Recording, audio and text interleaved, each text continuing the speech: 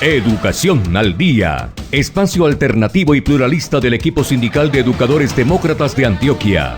Dirección General, Omar Arango Jiménez. Escúchelo de lunes a viernes a partir de las 7:30 de la noche en los 1020 de emisora Claridad de Todelar. Somos comunicación, lucha y servicio. Amables oyentes de Educación al Día, muy buenas noches. Bienvenidos a este espacio radial del equipo sindical de educadores demócratas del departamento de Antioquia. Hasta ahora saludamos a todos nuestros oyentes quienes nos sintonizan desde las 7:30 de la noche todos los días de lunes a viernes. Mi nombre es Karina Arango Carbonó y les doy la bienvenida a este espacio para la actualidad y la educación. Bienvenidos. Porque primero está la vida y la salud de nuestros estudiantes, familias, docentes, directivos docentes y administrativos. Decimos no a la alternancia, no a la presencialidad a partir de agosto. Invitamos a la comunidad educativa a respaldar la desobediencia civil. Seguiremos el trabajo desde las casas. Unidos vamos con PECODE. Iniciamos nuestro programa Educación al Día la noche de hoy y finalizamos este 2021 con una situación económica difícil tras la crisis que ha traído el COVID-19. A continuación vamos a escuchar algunos análisis que brindan, por un lado, José Diógenes Orjuela, quien es presidente de la Central Unitaria de Trabajadores CUT, y también el analista económico Aurelio Suárez. Por eso vamos a escuchar a continuación cuál era la situación económica antes, durante y cómo será después de la pandemia. En este contexto, entonces, queremos señalar que si en tiempos normales, entre comillas, si hay tiempos normales en este país, en tiempos normales era una discusión supremamente complicada, pues muchísimo más lo es en este año en que tenemos un año pues especial en el mundo y un año también especial y muy atípico aquí en Colombia.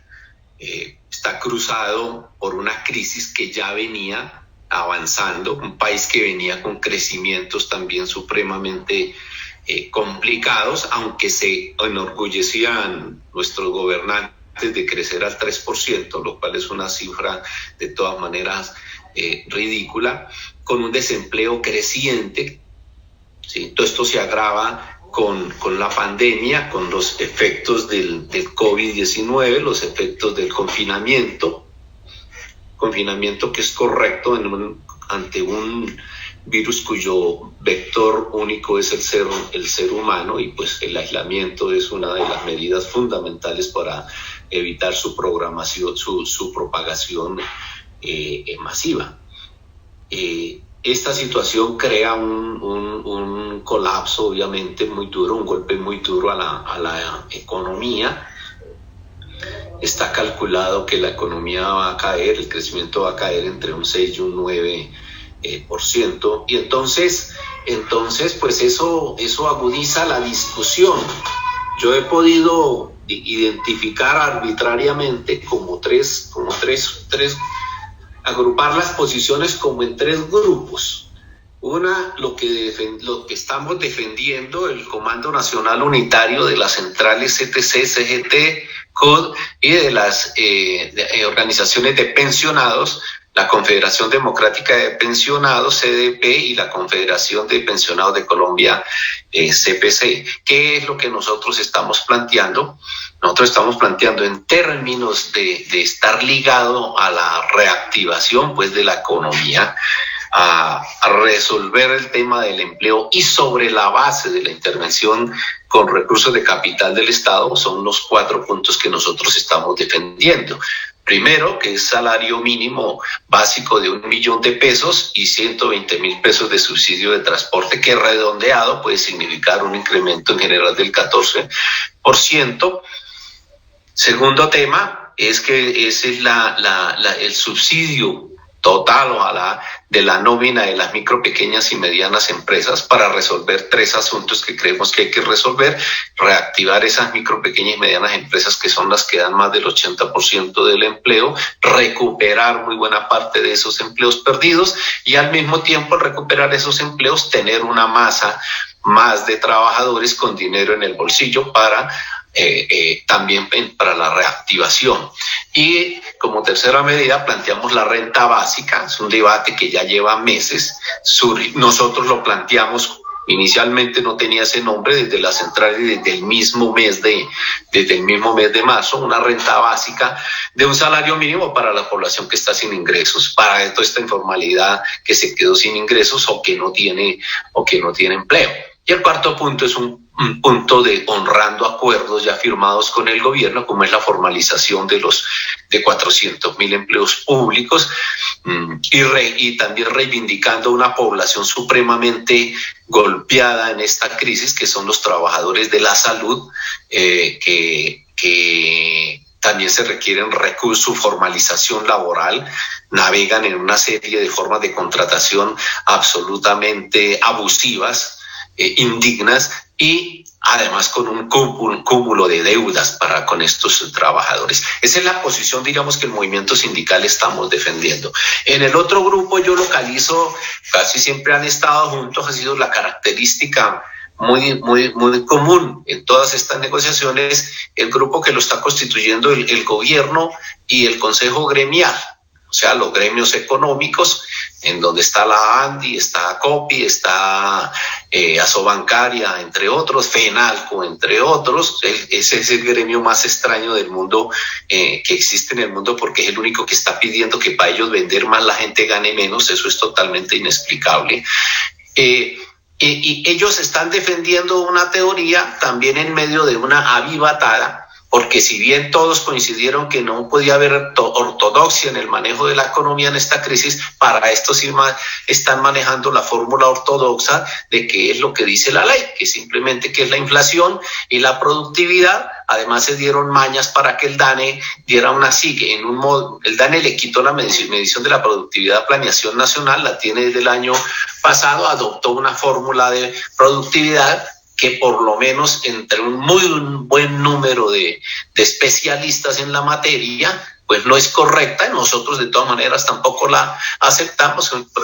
Nos generan el cuento de la productividad negativa, pero además para tratar de mostrar algo bondadoso, como que eso ellos no lo mirarían, y están proponiendo un 2 o un 3% de incremento. Los más avesados llegan a plantear el 1%, es decir, que la inflación y algo que le regalarían a los trabajadores. El tercer grupo es un grupo de economistas muy reconocidos, creo que fueron 20, algunos exministros, creo que la mayoría son exministros o han estado muy ligados a todos estos, a FEDesarrollo, a la ANIF, bueno, que plantean que el gobierno genere 1 millón de empleos y que ese 1 millón de empleos, para generarlo, sean gentes jóvenes, plantean ellos, para mostrarla más bondadosa por los impactos graves que hay en mujeres y jóvenes en el desempleo, en la crisis, y entonces plantean 1 millón de empleos solo con el 80% de un salario mínimo. Todo esto, yo diría todo esto con excepción de la posición que tenemos en el movimiento sindical, estos otros dos grupos. Ahora, bueno, este debate de salario, pues además no solo está cruzado por el tema de la crisis, está cruzado además porque el año entrante viene la negociación de 1.200.000 trabajadores estatales, es decir, vamos a debatir el tema de los salarios del sector público, de los servidores públicos, y lo uno marca lo otro. Pero detrás de todo esto se esconde, porque es la avivatada en que han estado todo este tiempo, de tratar de sacar en el contexto de la crisis, tratar de sacar adelante su reforma laboral, su reforma de Hacienda o una nueva reforma tributaria, para golpear, obviamente, en estos tres conceptos, golpear a los trabajadores, golpear a los sectores medios y de menores ingresos, seguir favoreciendo los grandes capitales y los grandes empresarios en menoscaba de los productores nacionales, de los trabajadores colombianos, diríamos, y de la expectativa de que los colombianos se pensionen dignamente. Ese es un grupo que arbitraria, ese es un agrupamiento que yo he hecho arbitrariamente en lo que hemos visto de cómo están avanzando. Los únicos que hemos planteado una cifra, la planteamos con suficiente anterioridad. El año pasado lo hicimos, pero esta vez es la primera vez que se hace con bastante anterioridad, creo que con casi 20 días de anticipación al inicio de la agenda que empezó el 30 de noviembre. El movimiento sindical propuso su formulación. Las otras formulaciones pues no han puesto índice en concreto, pero sí le permite a uno calcular lo que están pensando y agruparlos en la forma que lo he mencionado. Porque primero está la vida y la salud de nuestros estudiantes, familias, docentes, directivos docentes y administrativos, decimos no a la alternancia, no a la presencialidad a partir de agosto. Invitamos a la comunidad educativa a respaldar la desobediencia civil. Seguiremos el trabajo desde las casas. Unidos vamos con PECODE. Y continuamos con más información aquí en nuestro programa Educación al Día, hoy escuchando el análisis de la situación económica de nuestro país tras la crisis del COVID-19. Por eso a continuación vamos a escuchar al analista económico Aurelio Suárez, quien habla sobre esa situación en la que estaba nuestro país antes, durante y cómo estará posterior a la pandemia. Colombia ha vivido en los últimos 30 años 3 periodos económicos muy marcados. El primer periodo económico es de la última década del siglo XX, cuando se llevó a cabo la llamada apertura económica. Una apertura cuya principal política fue la disminución de los impuestos aduaneros o aranceles a los productos agrícolas e industriales. Esta no fue la única política de la apertura. Hay otra serie de decisiones de corte macroeconómico, de política económica. Tiene que ver con privatizaciones. Tiene que ver asimismo con el traslado de los ahorros de los trabajadores a los fondos privados de pensiones, el traslado de los dineros de las cesantías, que eran capital de trabajo para las empresas, a los fondos de cesantías. Tuvieron que ver con la famosa crisis de la vivienda, con el estallido del sector financiero.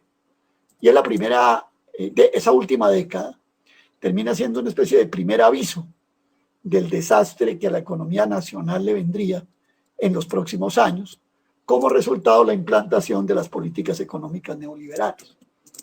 Después viene un segundo periodo, que es un periodo que llamaron de ajuste, a raíz de los fondos, de los acuerdos con el Fondo Monetario Internacional y con el Plan Colombia, que termina desembocando en la implantación de un modelo de atracción del capital extranjero como variable de cierre de la economía colombiana, especialmente coincidente con un periodo de bonanza en los precios de los productos básicos, especialmente en el caso de Colombia, petróleo, carbón y algo de oro, también de algunos productos agrícolas tropicales como el café, y termina desarrollándose una economía que en materia de comercio exterior depende de estos productos, pero que en materia de inversión depende fundamentalmente del capital extranjero.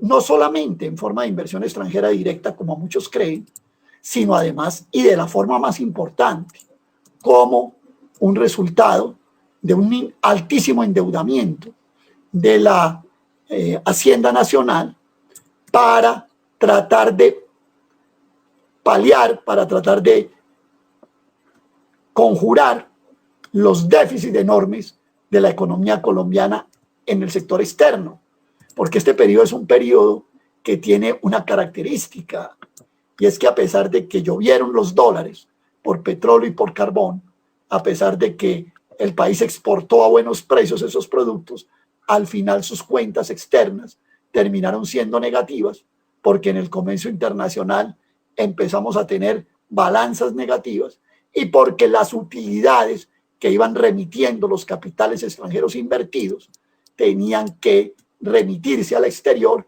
e iban generando una demanda de divisas para ese oficio que Colombia no alcanzaba a producir.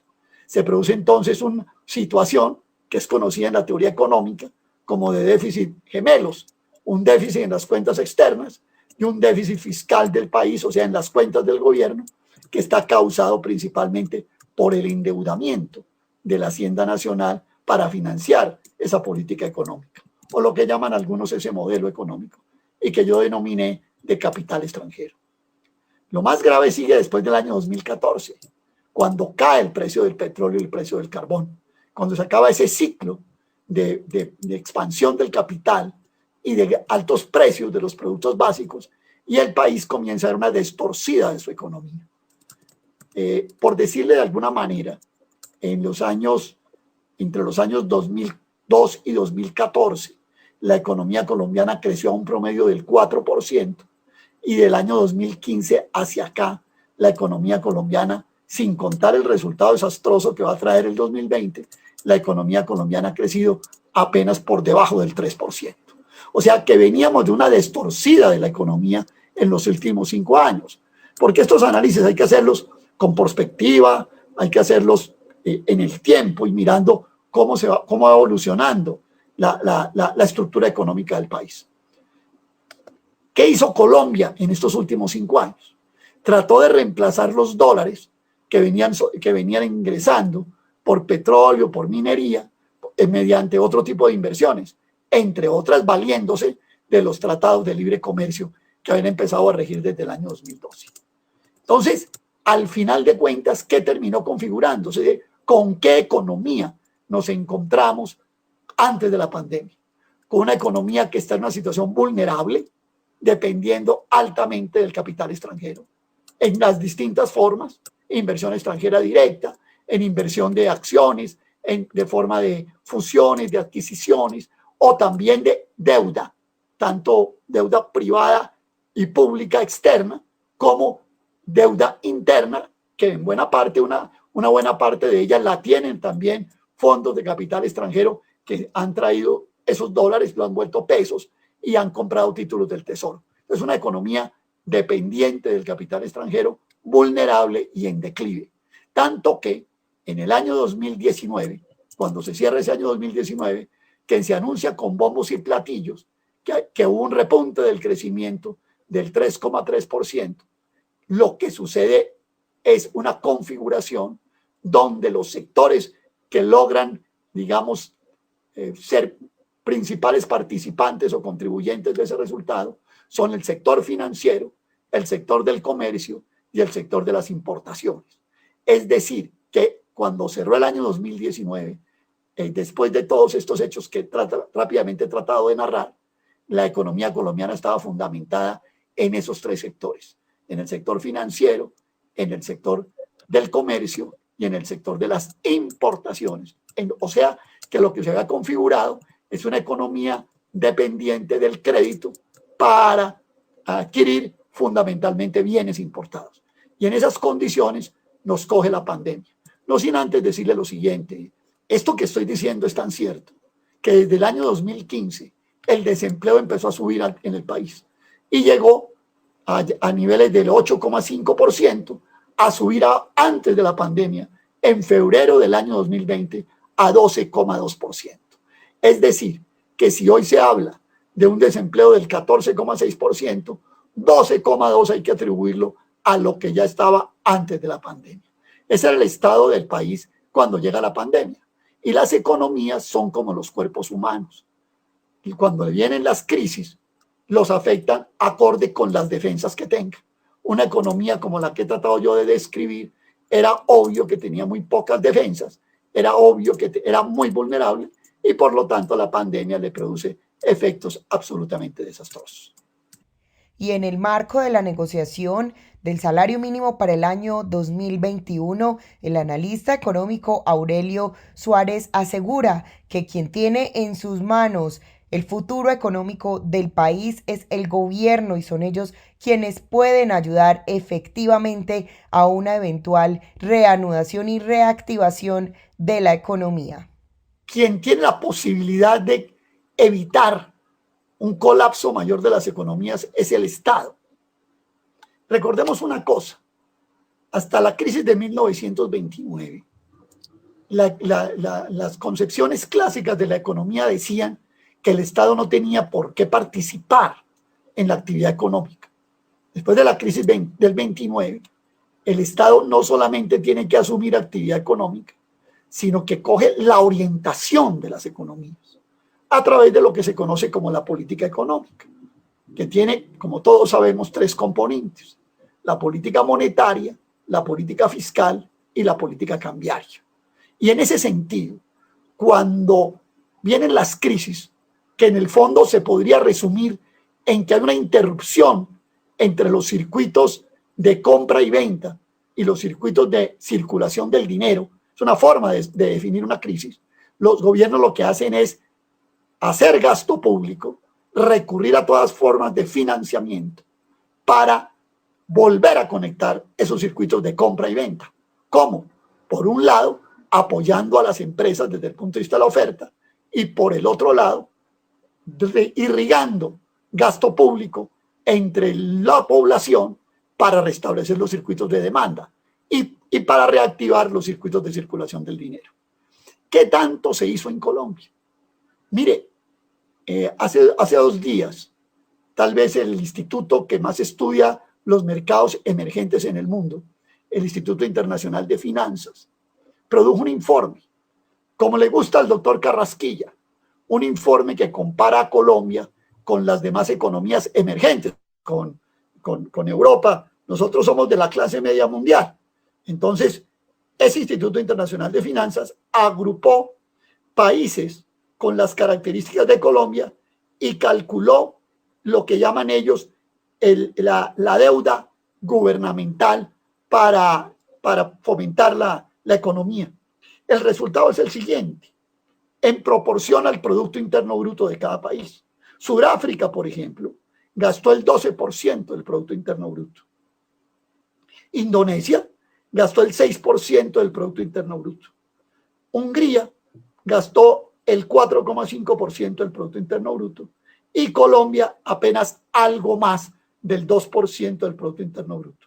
En la gráfica que saca el Instituto Internacional de Finanzas, Colombia queda de último en esos países pares con Colombia, que en cuanto a gasto público, endeudamiento o distintos mecanismos que utilizaron para poder circular la economía.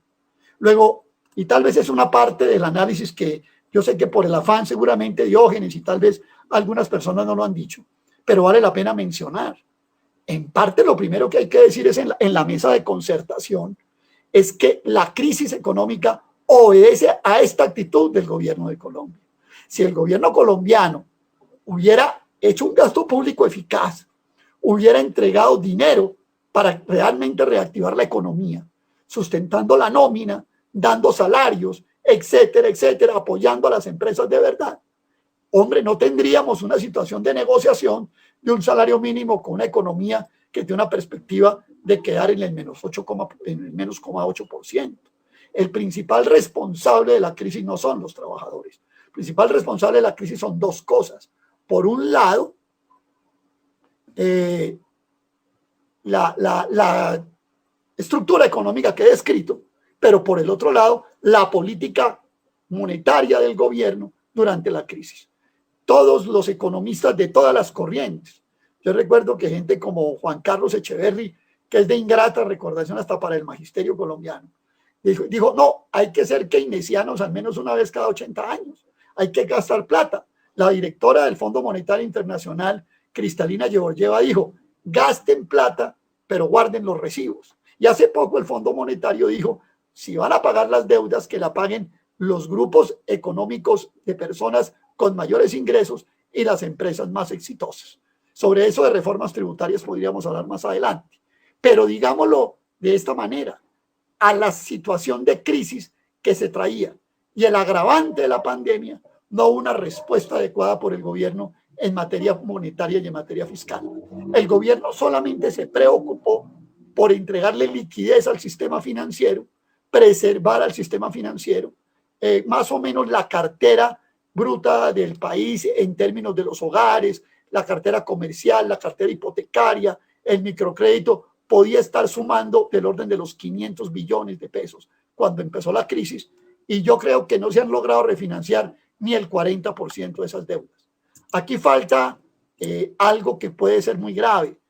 Aquí falta al final del año cómo esté la cartera vencida del sector bancario, porque al final de cuentas el gobierno y el sector financiero pueden terminar siendo víctimas de su propio invento. El superintendente financiero ya ha venido señalando que lo que se conoce como indicador de cartera vencida o de calidad de cartera viene creciendo en distintas líneas de crédito. Entiendo que, por ejemplo, la de microcrédito está estallada. No sabemos cómo se esté comportando la hipotecaria, ni la comercial, ni la de los hogares. Pero es muy probable que el país vea un coletazo de la crisis en una elevación de la calidad de cartera o sea, de la cartera vencida, claro, con distintos periodos, pero es probable que al final del año se tenga esa sorpresa adicional.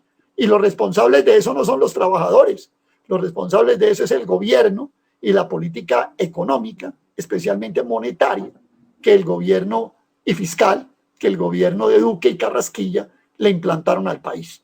Carrasquilla dice que el colombiano no ha sido chichipato, yo personalmente creo que sí lo ha sido tacaño con el país y ha engendrado, digamos, una especie de, para utilizar una figura muy conocida, una especie de ley de Murphy, es decir, de que una economía que venía mal, que además la cogió una pandemia, la política económica, monetaria y fiscal fue absolutamente insuficiente. Digamos incluso que no se ha pagado, por ejemplo, la deuda histórica con las entidades de salud, especialmente con los hospitales públicos. Cuando usted mira cuántas empresas de los más de 5 millones de empresas que hay en Colombia, o incluso si quiere formales, 2.800.000 empresas que hay en el país, cuántas fueron beneficiadas por el apoyo de la nómina, no llegan a 300.000 empresas. El famoso ingreso solidario que tanto lo sacan en cara. Yo permanentemente hago una cuenta y digo, cuando usted recoge, suma la plata que se ha entregado y se divide por el número de días que han transcurrido durante todo este periodo, me da 95 centavos de dólar por cada persona, es lo que el gobierno ha entregado por día, cuando en Colombia el que tenga menos de $4 por día se considera pobre. O sea que el gobierno además sembró pobreza, hizo una especie de pantomima de ayuda a la economía, al país, a la población, y lo que tenemos posiblemente va a ser el resultado de esa política económica. Porque primero está la vida y la salud de nuestros estudiantes, familias, docentes, directivos docentes y administrativos. Decimos no a la alternancia, no a la presencialidad a partir de agosto. Invitamos a la comunidad educativa a respaldar la desobediencia civil. Seguiremos el trabajo desde las casas. Unidos vamos con PECODE. Continuamos con más información aquí en nuestro programa Educación al Día y en el marco de las negociaciones del salario mínimo han resurgido las desgastadas teorías neoliberales que por más de 30 años se han venido implementando en nuestro país para supuestamente crear empleo y formalizar el trabajo. Escuchemos a continuación el análisis de Carlos Julio Díaz, actual director de la Escuela Nacional Sindical. Pretender de que la solución es seguir recortando los ingresos de la población es como pegarse un tiro en el pie. El gobierno ha hecho una propuesta de incremento salarial bastante ridículo. Hablan de una inflación menor del 2% y una productividad negativa. Esto quiere decir que la posibilidad de un incremento salarial en la perspectiva de la forma como lo plantean las centrales está bastante difícil, muy alejada esa posibilidad. Creo que la propuesta de las centrales obreras es una propuesta que en nuestro concepto obedece a una respuesta mucho más acertada a la realidad laboral y social que tenemos. La propuesta de las centrales obreras tiene 3 líneas estratégicas. La primera es establecer la política, digamos, de renta básica de emergencia que se ha planteado ya en el Congreso por la bancada alternativa. Creo que es una posibilidad de fortalecer la demanda interna que hoy está bastante debilitada. En ese sentido, creo que es una propuesta acertada de las centrales obreras. En segundo lugar, un apoyo mucho más fuerte a las MIPYMES, especialmente en el pago de nóminas, para que estas empresas no desaparezcan. Ya muchas han desaparecido. La idea es preservar el tejido empresarial que tenemos hoy, que está en perspectiva de irse extinguiendo. Creo que es una propuesta acertada de igual manera.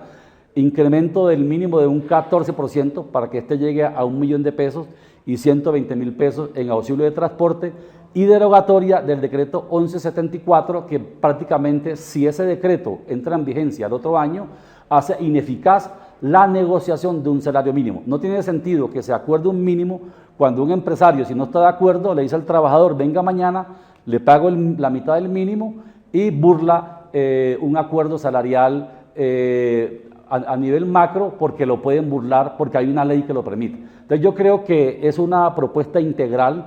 El salario mínimo no se reduce a un porcentaje, hay que darle una mirada integral, digamos, a la política, y en ese sentido las centrales obreras han hecho una propuesta que va en la línea correcta. Yo solamente le añadiría a esa propuesta una política de control de precios, porque hay muchos precios que controla el Estado que no solamente no deben crecer, sino que hay que reducirlos. Por ejemplo, las tasas de interés. Las tasas de interés en Colombia están excesivamente altas. El Banco de la República le presta al 1,5 a los bancos, pero esa baja tasa de interés no se transmite a la economía, no se transmite a las familias, no se transmite a las empresas, sigue siendo muy alta el margen de intermediación. Entonces yo creo que el Estado tiene que intervenir para que la política, digamos, crediticia realmente sea acorde con la realidad de hoy, y es de tratar de fomentar, digamos, el crecimiento empresarial. En segundo lugar, el precio de la gasolina, el precio de la energía. Entonces hay muchos costos que le quitan al país competitividad. Entonces pretender hoy que los salarios no pueden crecer porque hay una supuesta productividad negativa es desconocer que hay precios de la economía que el Estado controla que tienen un impacto mucho más negativo en la rentabilidad de las empresas. Entonces yo creo que hay que complementar la propuesta con una política más estructural de largo plazo para que tengamos la posibilidad de reorientar la economía por una senda del crecimiento productivo y de trabajo decente, de empleos estables, bien remunerados, que es lo que requerimos para superar esta tragedia social en que nos dejó la pandemia del COVID-19. Es decir, es absurdo que la causa de la crisis, digamos, hoy tenemos una tasa de inflación muy baja, menos del 2%, pero es porque hay un proceso deflacionario frente a la incapacidad de compra de la población. La población no tiene dinero, no tiene recursos monetarios, no tiene ingresos para comprar. Entonces, pretender de que la solución es seguir recortando los ingresos de la población es como pegarse un tiro en el pie. Yo creo que es una propuesta totalmente absurda, totalmente desconectada de la realidad, y en ese sentido me parece que es profundizar la crisis. Es decir, si en el país no hay demanda interna, recortar la demanda, ¿a quién le vamos a vender? No estamos exportando. Si no exportamos y no podemos vender en el país, ¿para dónde vamos? Entonces yo creo que es una propuesta descabellada, totalmente absurda. Me parece que es increíble que académicos, gente que supuestamente piensa y tiene un nivel conceptual elevado, haga propuestas tan tontas como esa. Yo creo que es una propuesta que, me da pena decirlo, pero es ridículo proponerle al país que cuando la gente no tiene con qué comprar, los poquitos que tienen con qué comprar le recortemos el ingreso. Yo creo que es una propuesta que va en la perspectiva antes de profundizar la crisis y de generar más hambre, más desempleo, más inseguridad, más violencia, porque no hay otro camino cuando hay una sociedad que no tiene alternativas de insertarse en la sociedad con posibilidades, digamos, en la legalidad ni en la decencia. No le dejan sino el camino de la ilegalidad a la gente. Entonces yo creo que es una propuesta totalmente absurda, la rechazamos, lamentamos que el mundo académico de este país piense de esa manera, y eso ya nos deja muy preocupados realmente. Y de esta manera hemos llegado al final de nuestro programa Educación al Día. Les recuerdo que este es el espacio radial del equipo sindical de educadores demócratas del departamento de Antioquia. Recuerden que les habló Karina Arango Carbono. Que tengan todos una feliz noche. Educación al Día, espacio alternativo y pluralista del equipo sindical de educadores demócratas de Antioquia.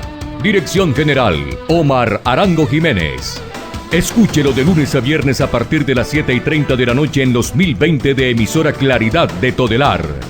Somos comunicación, lucha y servicio.